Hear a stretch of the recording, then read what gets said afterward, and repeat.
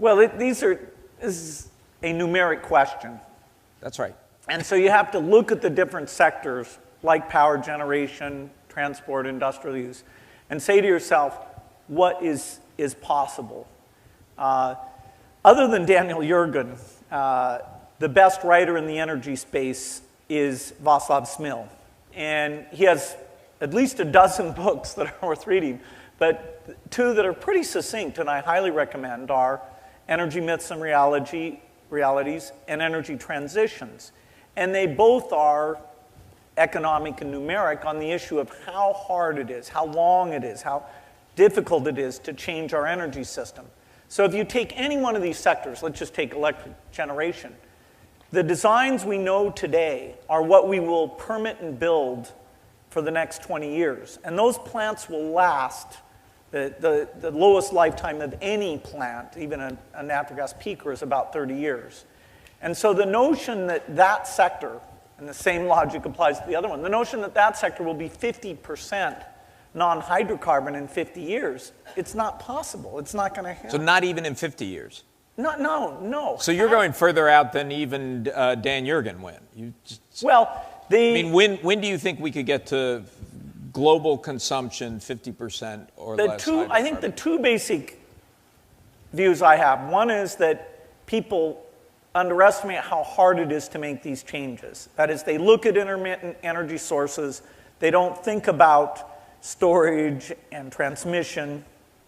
They look at things that are deeply subsidized and they forget that they are deeply subsidized. They look just at the rich world and they don't look at where all the energy increase is taking place, which is in middle and low-income areas. So I think the problem is way harder than many observers think. I'm on the Smil camp on this.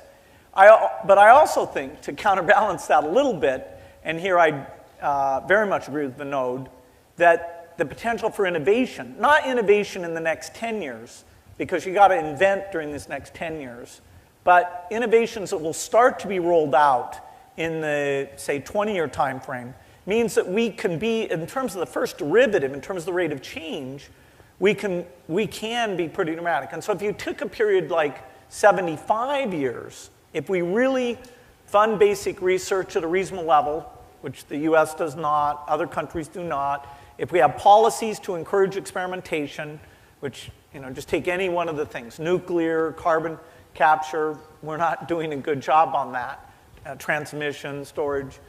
If you do the right things, there is a chance to meet very aggressive goals in a 75-year time. So you're talking about 75 years and beyond to get under 50% on your way to zero. Well, you can get the first derivative to be such that you can get way below 50%, because the power plants you build between now and, say, 2025, you will be in a position to start replacing those in the 2060 time frame. So if you were hardcore, and you could get to the point, because of the economics, where you would actually end-of-life things maybe a decade soon, and you made sure that all new builds were zero CO2 emission. That is, whatever the winning technology is. So I do think you can get, I think people underestimate what can be done in the near term because of this installed base phenomena.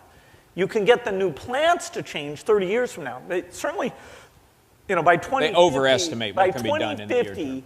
If we do a good job in innovation, we could have all the new plants in rich world be zero CO2 emission. But you'd need more time before you get to 50% of that installed base. So you've said there are 5 miracles that we need to make this happen. Can you talk about those 5? No, we don't need 5. We need one of the 5. Just one? Well, we need, some of these are combo things. So if you just take Go through the 5. Yeah, let's just take carbon capture. If supplies of natural gas continue to expand and drilling technology, understanding geology through digital techniques keep getting better, all you need to do is put carbon capture on that and be willing to pay for it. It's expensive to capture from the flue. There's a bit of expense for storage. You have to have the regulatory who takes long-term liability, which essentially has to be governments, but that hasn't been done. So you can imagine a future where you're just using a lot of natural gas, and you're able to do the capture, extremely good capture, like 95% capture, which needs some innovation. 70, 80% capture, we understand it's too expensive and that's not a high enough percentage. So that miracle alone would get you a long ways because the planet has a lot of coal and a lot of natural gas. The next miracle, these are ores so far, is nuclear energy. Not particularly popular right now in Japan and Germany, and never been that popular. Even France, the French public is more negative towards nuclear energy than the U.S. public. So it's even though they're what, 70% of electricity. We have more nuclear plants than they do. We have over 100 nuclear plants of the 400 in the world. So we are the biggest in absolute nuclear electricity generator. But you were personally investing in nuclear. Right. So the plants that are out in the world today are basically generation 1 and 2 plants. There's a few generation 3 plants, including at the conference, Westinghouse, Toshiba talked about the AP1000, which is a Gen 3 plant. That and the Areva EPR are the 2 Gen 3 plants. I think you can build a lot of AP1000s, and I think partly because what the Chinese are doing, that has by far the inside track. A lot of those can get built, so that Chinese have this goal of 80 gigawatts. Assuming there's no more accidents, that actually can be done. Unfortunately, because their demand increases so great, it only gets you up to, at most, say 12%, best case of Chinese energy. The thing I'm investing in, and not because I expect to make a ton of money on it, it's because I think because it's zero CO2, because the economics are so good, is a 4th generation design. And there are many 4th generation designs. This one is very, very attractive from an economic point of view. I mean, way cheaper than today's nuclear. We had Nathan Myhrvold here last year, but can you explain a little bit about how this technology works? Okay, basically. And you're just among friends here. Yeah, absolutely. The part of uranium that's fissile, that is that when you hit it with a neutron, it splits in 2, is about 0.7%. And when you break a uranium atom in 2, you get 1,000,000 times as much energy as you do from burning a carbon molecule. So you think, wow, this is good technology. It's 1,000,000 times better. Now you have to take that factor of 1,000,000 advantage and say, oh, crumb, that stuff that it splits into, that's radioactive. That's cesium, some bad stuff. Some short half-lives that means it's intensely radioactive. Some long half-lives that means that it's around for a long time. So basically, the reactors we have today are burning that 0.7%. And that works fairly well. There was a concept a long time ago that you would do a different type of reactor called a fast reactor that would make a bunch of another element called plutonium. And then you would pull that out, and then you would burn that. That's called breeding in a fast reactor. That is bad because plutonium's nuclear weapons material, it's messy. The processing you have to get through is not only environmentally difficult, it's extremely expensive. The concept of this so-called TerraPower reactor is that in the same reactor, you both burn and breed. And so instead of making plutonium and then extracting it, we take uranium, the part that the 99.3% that you normally don't do anything with, we convert that and we burn it. So it's like a candle. A candle wax doesn't burn at room temperature.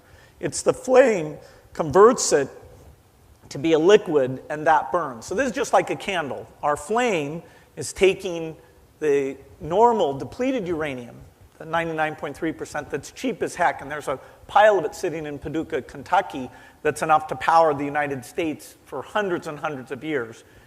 You're taking that and you're converting it to plutonium, and then you're burning that. And we have super high power densities. We have total fail-safe. Any reactor that a human has to do something, that's a little scary. What's the scale? Is scale important here, or is it the same scale? The TerraPower reactor, the current design is about the same scale. That is, typically it's somewhere around a gigawatt type design.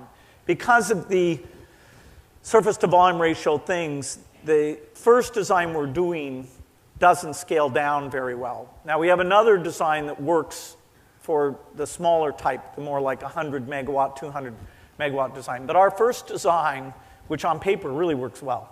And one thing to point out is that digital simulation, and this applies to all these energy technologies, the ability to digitally simulate things is night and day different than in the past. So when they built, say, the reactor at Fukushima, their ability to simulate things was very limited. They wouldn't really know. We take our reactor, we have magnitude 10 earthquakes, we have volcanoes blow over, we have tidal waves passing by, and we look and we say, oh, okay, let's put some more concrete in. You can understand what's going to happen digitally in a way that you never could before. And so the idea of full passive safety, Gen 3 takes us to much, much, much better passive safety, not full passive safety. Gen 4, whoever's Gen 4 gets built, will be a no human required, no zirconium turning into hydrogen to explode type design. Timetable for TerraPower? Okay, this is really fast. You're going to be amazed.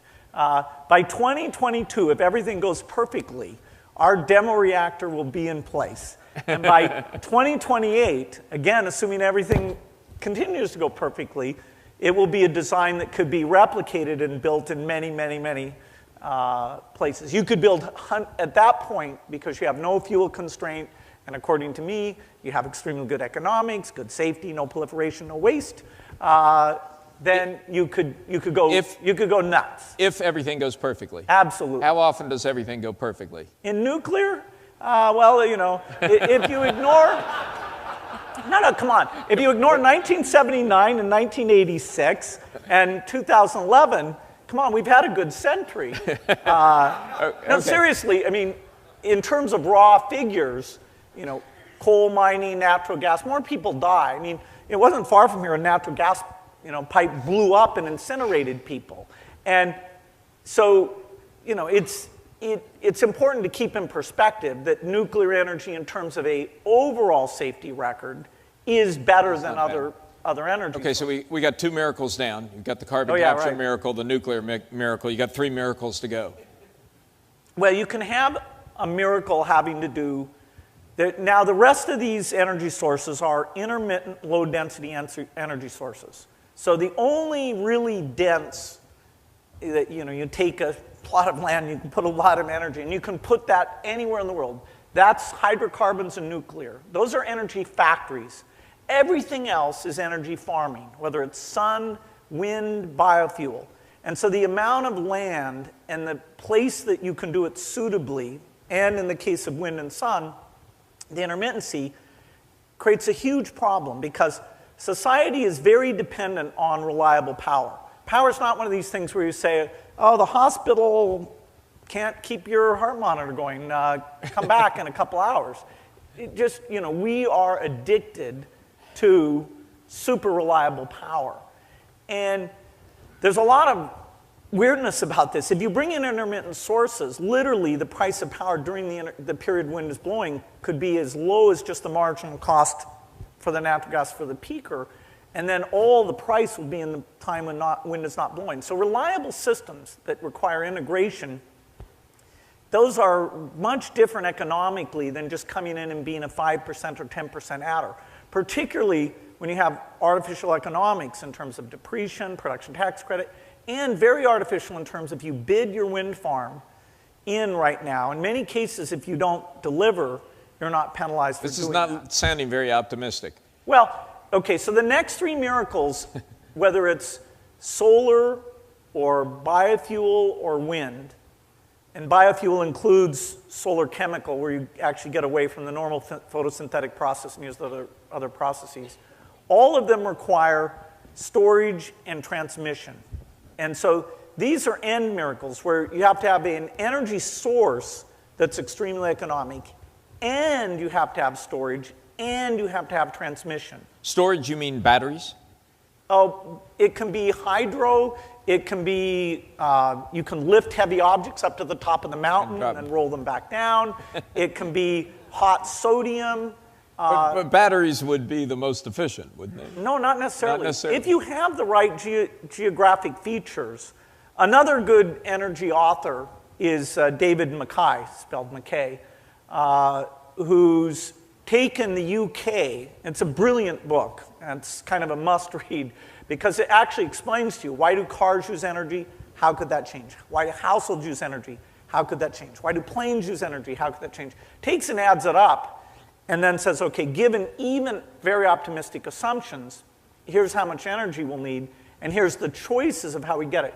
He has a chapter on hydro storage, and yes, there are places where you can do some hydro storage, but You pump water up to the top of the mountain and then... And that works perfectly. That's actually used in quite any place you have the right features that has actually good efficiency, low capital cost and good efficiency. Batteries today aren't in the same league. Now, Vinode's backing a lot of battery companies. I'm directly backing a lot of battery companies. Batteries and compressed air are interesting in that it's possible you could get, I even have a gravity storage company that I'm involved with. You could get numbers that are very, very good. And that would help a lot. Then intermittent storage can come in. But you have to add the cost of the batteries, or the equivalent of batteries, whatever the storage is, to whatever your cost of your intermittent storage You say you have a gravity company that you're investing in, so that's lifting things up to then drop down at peak power. It's basically gravel on ski lifts.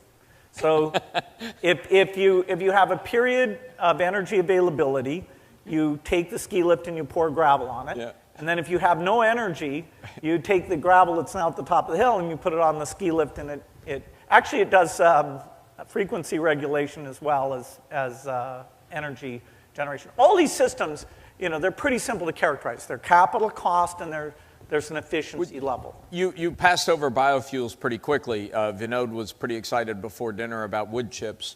Can wood chips get us there? Does that count as a miracle? Well, it's up to the woodchucks.